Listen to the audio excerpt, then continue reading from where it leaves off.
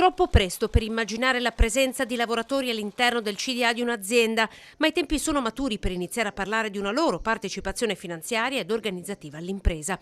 È partita dalla Marca e dal Veneto la chiamata Nuovi modelli d'impresa, con l'impulso della Fondazione Capitale e Lavoro guidata da Giuseppe Milan, già direttore di Confindustria Veneto Est.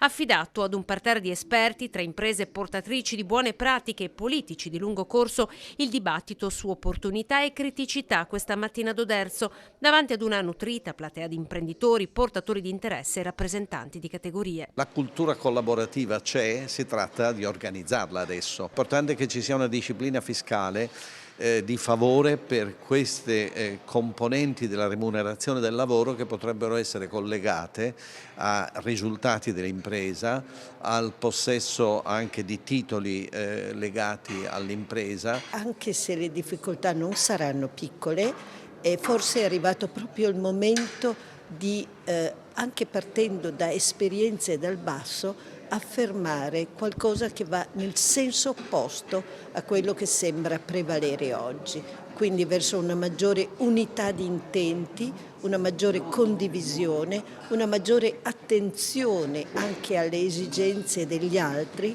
e non soltanto al bisogno di guadagno. Il dibattito, quello sulla partecipazione dei lavoratori alla gestione e ai risultati delle imprese, ha assunto una nuova centralità con la proposta di legge attualmente in discussione alla Camera dei Deputati. L'obiettivo: disciplinare la partecipazione gestionale, economica, finanziaria, organizzativa dei lavoratori nelle aziende italiane.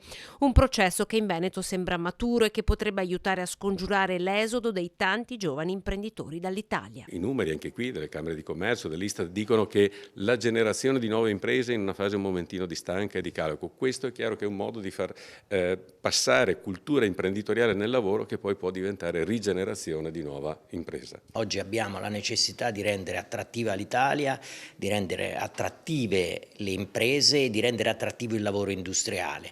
Se non ricostruiamo una nuova cultura attorno a questi obiettivi sarà difficile far trasmettere alle nuove generazioni che è utile restare